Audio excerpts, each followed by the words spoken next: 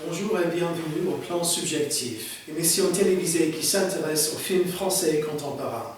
Je m'appelle Anthony. Et je m'appelle Imogen. Et cette semaine, nous aborderons le film le plus récent de Céline Sciamma, Portrait de la jeune fille en feu. Riche et sophistiqué, il s'agit d'une histoire d'amour intense et lesbienne. En effet, selon la réalisatrice, c'est un film totalement dédié à l'amour. Certes, mais je trouve cette description trop simple, car elle ne tient pas compte de l'engagement du film dans d'autres questions. Oui, c'est une œuvre remarquable qui reconnaît les difficultés auxquelles font face les femmes. Je vais parler du contexte socio-culturel, en particulier les thèmes féministes et queer. Cependant, je crois que vous voulez dire quelque chose au sujet du regard. Oui, je crois qu'il est évident que c'est un film qui s'intéresse beaucoup au regard et à l'acte de regarder quelqu'un de manière active. En effet, cela fait partie de l'art de portrait.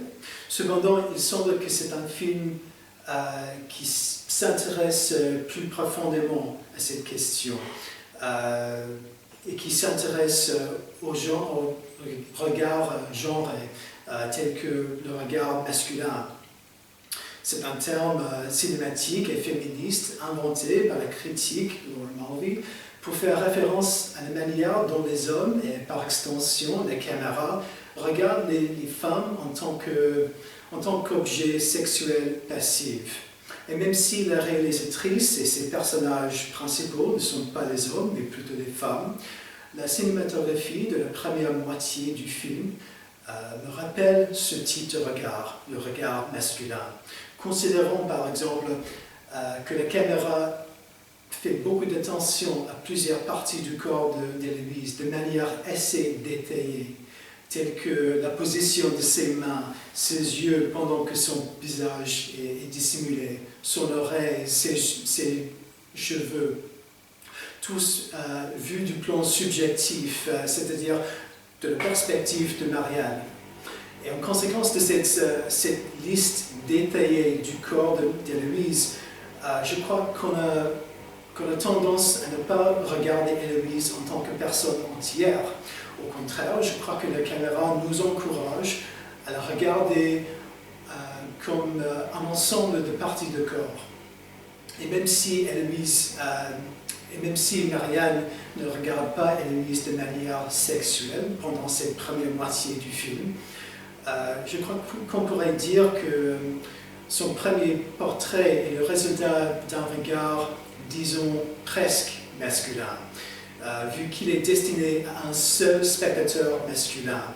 Autrement dit, Marianne cherche à satisfaire un œil masculin, et par conséquent, elle peint Héloïse de manière superficielle, sans vie et en tant qu'objet. Et le dialogue soutient cette interprétation d'Héloïse, je crois. Oui, tout à fait. Après avoir vu le premier portrait, Héloïse demande à Marianne c'est moi, vous me voyez comme ça, vous voulez dire il n'y a pas de vie, pas de présence. Là, il est évident qu'Héloïse se rende compte que Marianne l'a peinte de manière superficielle, tout comme une œuvre de nature morte, tout comme le premier portrait inachevé du premier artiste masculin, ou même comme le portrait inexpressif de sa mère, la comtesse. Par contre, pendant la deuxième partie du film, je crois qu'il y a un changement de regard. Marianne, et par extension la caméra, commence à regarder Héloïse de manière différente. Il y a moins d'attention consacrée à sa forme physique, mais plutôt plus d'attention consacrée à son intériorité, à son personnage, pour nous faire découvrir Héloïse en tant que sujet, je crois. Et cela porte sur vos intérêts, je crois, le côté féministe. Oui, j'ai trouvé les aspects féministes de ce film très émouvants. À première vue, ce film, qui est basé dans le XVIIIe siècle, peut se présenter comme daté. Mais l'objectif de Sciamma était de faire l'objet le plus contemporain possible dans une histoire du passé.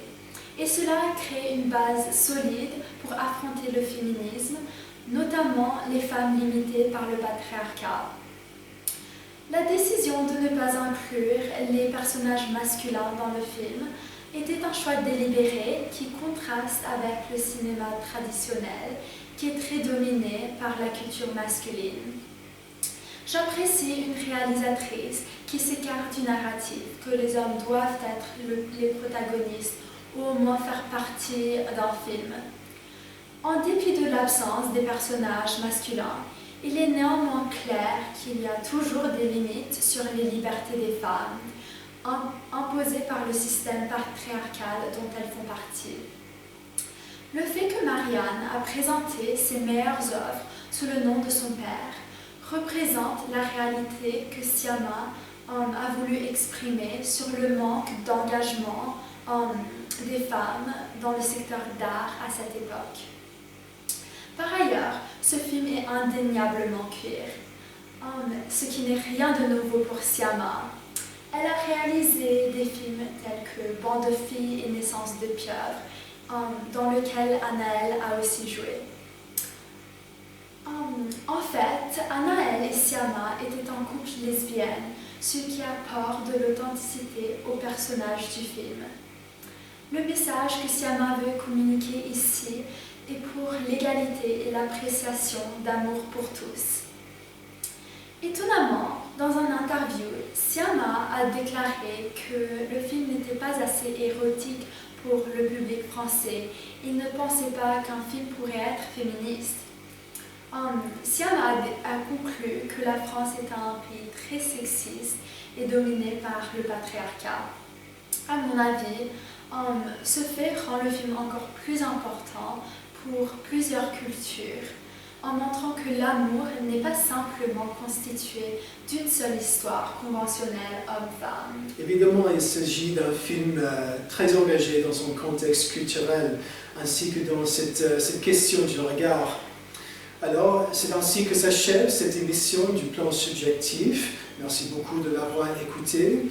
Mais avant de partir, nous vous laissons les questions suivantes pour vous faire réfléchir. L'idée du regard genré, soit masculin, soit féminin, est-elle essentialiste? C'est-à-dire qu'en disant que les hommes ou que les femmes regardent d'une manière ou d'autre, est-ce que l'idée assume des caractéristiques innées que présentent les hommes et les femmes? Existe-t-il d'autres manières de regarder?